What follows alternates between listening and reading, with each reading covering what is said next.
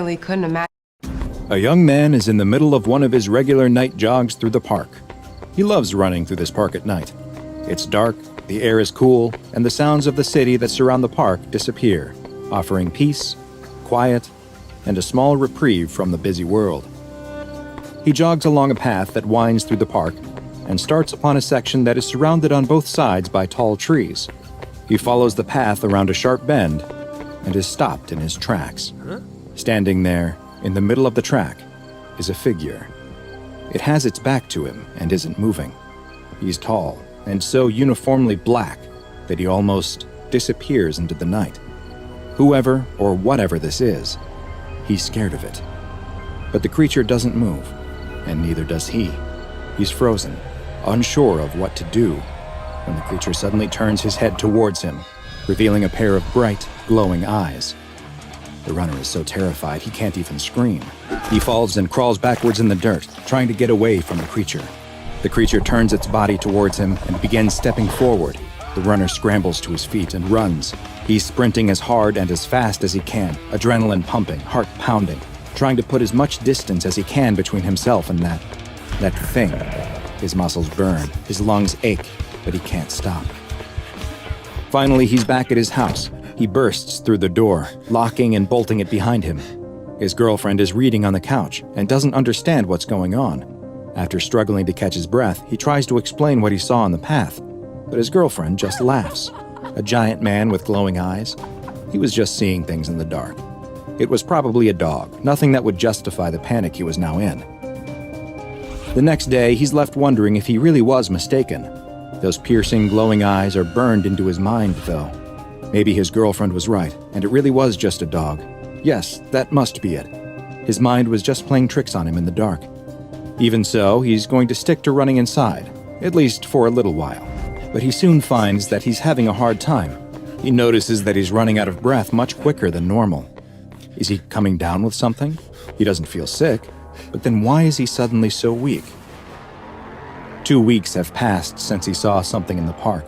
No one he brought it up to, not his friends, not his co-workers, have ever heard of such a thing, and no one seemed like they believed him either.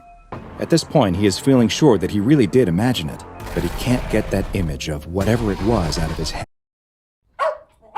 Lately, I haven't been feeling quite like myself. He can't keep running on a treadmill forever, though. He misses his night runs. It's time to get over his fear. He's running through the park again, enjoying the silence and the light breeze on his skin. He continues down the path, acutely aware that he's getting closer and closer to the spot where he saw that thing before. He can't stop, though. He has to prove to everyone that he's not afraid. He has to prove it to himself. He reaches the part of the path that runs through the tall trees. Just like before, the sounds of the city melt away, the only sound coming from his steady, heavy breathing. He follows the winding path and feels his heart starting to race, but he has to keep going. He rounds the same corner and nothing is there. He slows to a stop. Of course nothing is here. Nothing ever was. 015-IT. Or did he? Buongiorno.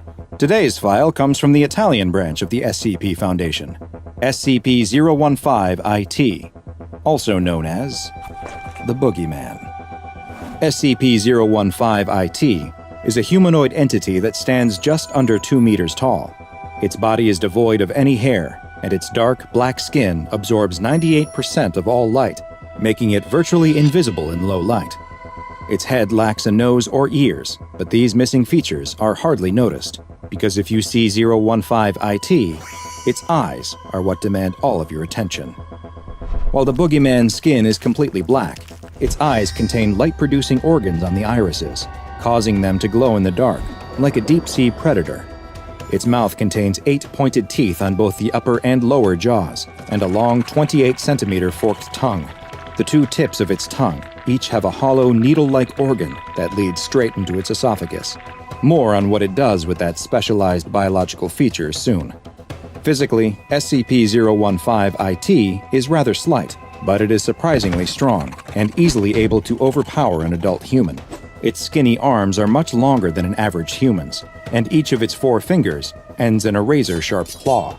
It has also been shown to be quite resistant to physical injuries and possesses the ability to heal wounds and damage to internal organs at a hyper-accelerated Hisense, the fastest-growing TV brand in America, hired Rob Gronkowski, NFL super rate. SCP-015-IT is primarily active at night, which is unsurprising given its skin's natural camouflage in the dark. The boogeyman hunts mammals, with humans being its preferred prey, but it does not feed on flesh. Instead, SCP-015-IT draws its sustenance from the adrenaline and noradrenaline produced by its quarry. Adrenaline and noradrenaline are chemicals the body produces to increase heart rate, blood flow, and provide more energy to the muscles in moments of stress, or in the case of SCP-015-IT, extreme fear. And it has developed a hunting method to cause this exact reaction in humans. 015-IT will usually hide in dark spots, trying to keep out of sight as much as possible as it stalks its next victim. If it has been able to remain unseen, it will wait for a moment when its prey has become distracted, so it can silently approach them. Once close enough, it will leap towards its unaware victim, grab them, and quickly bite them on the side of the torso, near where the adrenal gland is located. It uses its large teeth to anchor its mouth in place, as it uses the needles on its forked tongue to probe into their body. With one needle, it pierces directly into the adrenal gland and begins draining the blood that is now rich with fear-induced adrenaline. At the exact same time, the other needle releases a mild sedative, allowing 015-IT to feed and then depart without risk as the victim remains immobile. Another anomalous effect occurs when someone is unlucky enough to actually see the boogeyman. Roughly 2 weeks after observing the creature, the person who saw it will begin experiencing various detrimental mental effects, including hallucinations and panic attacks. Some will also begin to experience physical issues, most often damage to the cardiovascular system. It is unknown why exactly these mental and physical effects occur, but it is theorized that SCP-015-IT may use it as a way to weaken certain prey that it considers too strong or potentially dangerous. In 2011, the boogeyman was actually contained, but not by the SCP Foundation.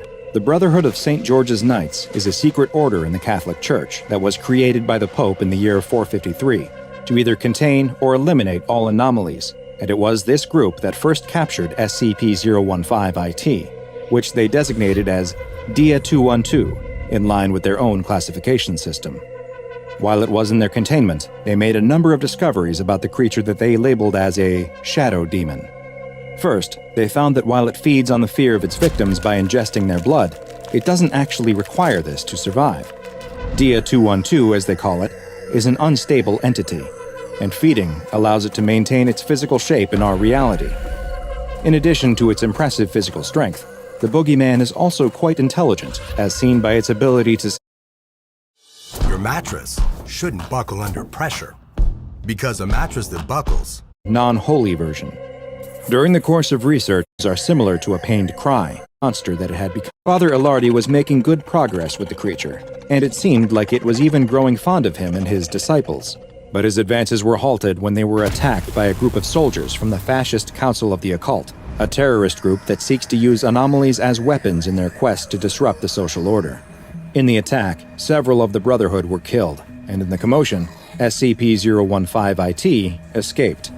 Following this, reports soon began to come from the province of Caserta that described what sounded like vampire attacks. A mobile task force was sent to the area, and while 015-IT was initially able to make use of its various physical abilities to evade and escape capture, it was eventually shot with a transmitter that allowed it to be tracked. The Italian mobile task force was able to surround the creature, but fearing being contained again, it responded with a level of violence that it had not been thought capable of. Several members of the task force were killed in the line of duty before the boogeyman could finally be subdued. Today, SCP-015-IT is contained at Site Vittoria in the Emilia-Romagna region of Italy. Since this anomaly is both sentient and highly unpredictable in its behavior, it has been classified as Euclid. It is kept in a standard humanoid entity containment cell and is monitored by video cameras and infrared sensors at all times. Due to the light-absorbing properties of its skin, its cell and the adjacent corridors are painted white and are to be kept well lit at all times. Twice a day, SCP-015-IT is given a normal domestic pig that it is allowed to feed on, Any personnel assigned to 015-IT duty must undergo a psychological assessment on a weekly basis, and, regardless of the results, must be cycled out after 3 months of exposure to the boogeyman. Now go and watch another entry from the files of Dr. Bob, and be sure to subscribe.